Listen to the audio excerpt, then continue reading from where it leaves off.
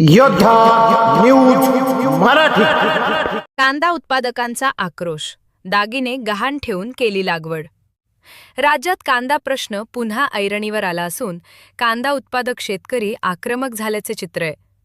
कांद्याला मिळणारा दर, उत्पादन खर्चही भरून काढत नसल्यानं शेतकरी अडचणीत सापडलाय. पुणे जिल्ह्यातील आंबेगाव तालुक्यातील गंगापूर येथील एका महिला शेतकऱ्यानं कांदा पिकवण्यासाठी स्वतःचे दागिने गहाण ठेवावे लागल्याची व्यथा मांडलीय. बियाणे, खते, औषधे आणि मजुरीचा वाढलेला खर्च पाहता कांदा शेती परवडत नसल्याचे शेतकऱ्यांचे म्हणणे. कांद्याचे दर वाढले की ग्राहकांची चिंता केली जाते. मात्र दर कोसळल्यानंतर शेतकऱ्यांच्या नुकसानीकडे दुर्लक्ष होत असल्याची भावना कांदा उत्पादकांमध्ये व्यक्त होते. त्यामुळे उत्पादन खर्चावर आधारित योग्य भाव देण्याची मागणी शेतकरी करत आहेत. बाईट सीता ज्ञानेश्वर ठोसर, गंगापूर तालुका, आंबेगाव, जिल्हा पुणे. या बातमीचा आढावा घेतलाय आमची योद्धा न्यूज मराठीचे प्रतिनिधी पंकज सरोदे यांनी.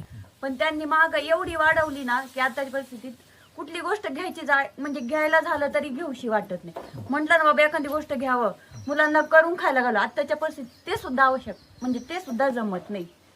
सरकारने काय केलंय, सरकारने फक्त शेतकऱ्यांच्या महिलांनी काय केलंय, स्वतःच्या गळ्यातला दागिना गहाण ठेवलाय, कांद्याच्या माळा घालून आज त्या हिंडाव्या लागल्या. त्यांना एवढी त्यांच्यावरती परिस्थिती आली. सरकारने फक्त लाडक्या बहिणीची लाडू दाखवून त्यांना खरेदी केलं आणि त्यांचा भाव अक्षरशः 5 ते 6 रुपयात त्यांना काढून महिलांना रस्त्यावरती आणलेलं आहे. शेतकऱ्यांना एवढं सरकारने केलेलं आहे. आज फक्त लाडक्या बहिणीची लाडू दाखवतो, तुम्हाला आम्ही 1,500 रुपये देतो, महिलांना चला बाबा हाय आपलं कुठेतरी सरकार आपला देश वाचवल किंवा आपल्या देशाला कुठेतरी प्रगतीच्या याच्यावरती नाही म्हणून महिलांनी त्यांना आपलं स्वतःचा भाव म्हणून त्यांना एक आपलं हे केलं. पण त्यांनी अक्षरशः शेतकऱ्याला पूर्णपणे रस्त्यावरती आणले. आज शेतकरी राजा म्हणतो, पण तो आज शेतकरी राजा न होता तो आज दरिद्रीच्या लाईनीवरती चाललेला आहे. मला एवढंच म्हणायचं. पण शेतकरी फक्त शेतकरी हा नावाचा शेतकरी नाही, त्याची तळमळ, त्याने प्रत्येक गोष्टीला पावसाळ्यात त्याने सामोरं जायचं. वीज, वारा, बिबट्याचं वातावरण आहे, त्याला तुमची लाईट असू दे, त्याला प्रत्येक गोष्टीला शेतकरी सामोरी जाते. पण त्याच्या भावनाचा सरकार विचार करत नाही. सरकार फक्त त्याचा तो बघतो, पण शेतकऱ्याच्या भावना कुणी विचार करत नाही. आज तुम्हाला गरज येत म्हणून तुम्ही माझ्याजवळ येता, ताई मला मत द्या, तुमच्या काय भावना असेल ते आम्ही पूर्ण करू. पण ज्यावेळेस तुम्ही सत्य होतं त्यावेळेस मी ताई त्यांच्या जवळ गेली ना, मी दादा असं आहे, माझा असा कांद्यावरती असा परिणाम झालेला आहे, माझ्याकडे पैसे नाहीत, तुम्ही थोडीफार आम्हाला मदत करा. नाही तुम्ही पुढे या, नाही तुम्ही उद्या, नाही तुम्ही परवा या. या पद्धतीने शेतकऱ्याला तो पुढचा मार्ग दाखवत जातो.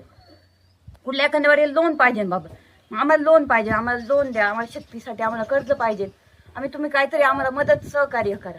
त्यावेळेस सरकार काय म्हणा, तुम्ही एवढी कागदपत्र आणा, हे करा ते करा.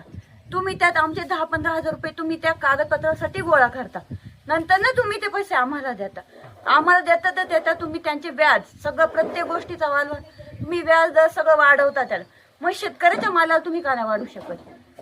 मला तुम्ही सांगा नाही शेतकऱ्याच्या बाजूला. आज तुम्ही हा कांदा 5 आणि 6 रुपयांनी गेल्यावरती एक पिशवी 300 रुपयाला जाते म्हटलं, त्याच्या मागचं भांडवल, त्याच्या मागचं महिला मजूर, स्वतःची तर मजुरी कधी लावत नाही का, तो तर आपला माल आहे, त्या तिथपर्यंत पोहोचलं पाहिजे, तो त्याचं कष्ट नाही विचार.